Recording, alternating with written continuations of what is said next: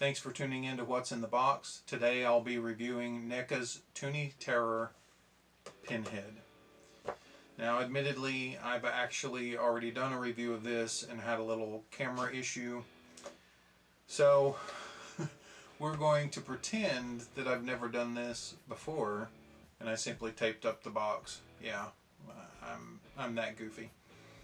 Anyway. So here we go again. Now you'll notice a couple changes here. I brought in the official What's in the Box logo to match the hat. And I've tightened up the shot a little bit more. So hopefully you guys will get a better view of these Toony Terror figures. And I will still post photos of those figures towards the end of the video. So here we go. I would say Pinhead ranks in one of my top 2 most unique 80s icons of horror. I just don't think it got much more otherworldly and cool than Pinhead, quickly followed by Freddy. I love these movies. I particularly love the first 2, but I can actually stand to watch the majority of them, all the way up to Inferno and Hellseeker. You get past that into Deader and Hellworld and then not so great. But again, the first 2, I love those. I've picked up several autographs of the celebrities from those movies, and I particularly enjoy Doug Bradley in the character and what he brought to that part throughout the years. I love the history, I love the background. Angels to some, demons to others. I mean, it's a really cool concept, and I kind of love Clive for that. He's had a lot of unique ideas over the years, and this is one of his biggest. So, we have the figure in the clamshell, of course, as usual, and then we have our display backdrop here.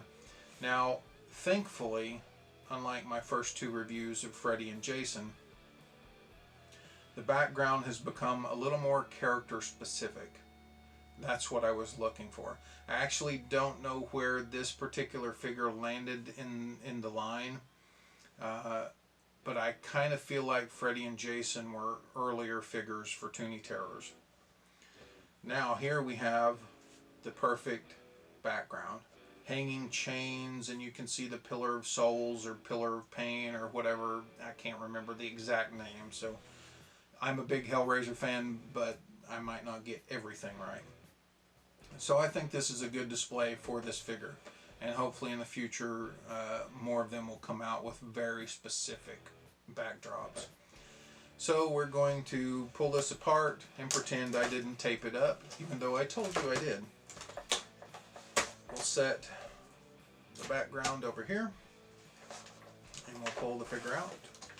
Toss that aside, because I am definitely not one of those mint on card types. Not that there's anything against that. I just like to play with my figures. Now, at this point, I've kind of given up on the official What's in the Box sniff test for Toony Terrors because they just don't have that classic toy smell. Alright, so we'll pull out the puzzle box and we will remove Pinhead. Now I'll tell you one thing,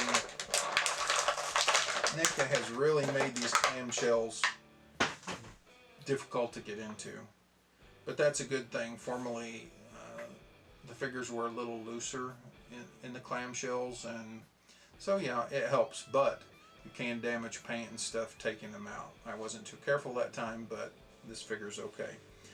So let's take a look at the puzzle box, or as Hellraiser fans know it, the Lament. Well, of course now I mess it up, right? Like, it's the Lament configuration, but it's Lamenchard's box.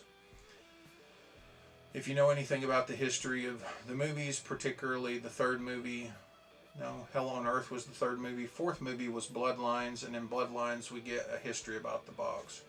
It was created by a toy maker for an evil what was he? What exactly would you say he was? I don't know, like not a king, but a royalty of some type, a higher up in the system. But here, Neca hasn't really captured the box that well. That'll be a bit of a nitpick for me. Simple circles, triangle inside other circles. So yeah, it's painted somewhat gold, but not quite gold. It's almost like a tan or a yellowish skin tone. It's kind of weird. But yeah, so there's the box. It's decent. I'm going to continue to say this. $12.99 for a figure. You'll have to make some allowances. Alright, so Pinhead himself. This is really, really well painted. Like, I don't see any issues whatsoever in this figure, paint-wise. His splayed skin has a two-tone red color to it. A darker red and a lighter red.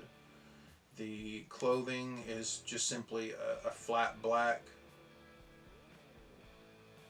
They captured the overall essence of his outfit. It's not horribly detailed, but those costumes, if you look at the behind the scenes stuff, there's so many details around the skin and around the sleeves. It's insane. But yeah, that's nicely done. Of course, his tools. Looking at his surgical tools, there's not a stitch of paint that is off here. Like, it's perfect. Neca continues to use this sort of blue-gray color for metal, and then brown for the handles.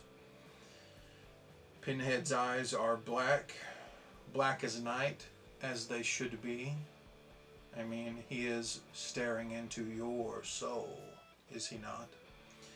And the hands are in a sort of clasped position. No feet to speak of. It's just a flat bottom to the figure.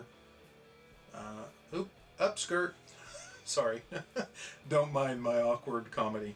But yeah, just completely flat on the bottom, which means he stands like a rock. No problem there. Let's throw the box into his hands. Now, as I've done this review once, and we won't mention it again. We won't. I had trouble positioning the box in his hands because his hands are like this, kind of like this, but when you bring them down together, they don't quite work. Well, the problem was I forgot there was wrist articulation, so that's my fault. Simply position the box in the lower hand and turn it a little. Now, let's see here. Right there. And so you have him with the lament configuration. Now, I will have one nitpick about this figure. He has a light gray tone to his skin, but the pins in the head aren't remotely painted. I don't care if they stand out or they're actual pins or whatever you might want for this figure. I'm fine with this. This is close enough to his look. But I would have liked to seen a dab of silver on each one of those pins. Maybe that was a little too costly. I'm not sure exactly. But I know that they've done this with the character's buttons before. So I don't think that would have been a huge issue for his head. But that would be my only real complaint. You can see the figure here. And then we'll put the backdrop behind him. And of course that's really cool. That goes well with the figure. And again, I'll try to display them all with the background if I can. Unless I just want to cram an extra few on a shelf. But that has been the review of NECA's Toony Terrors Pinhead hopefully you'll stick around to see more. And I'll see you next time.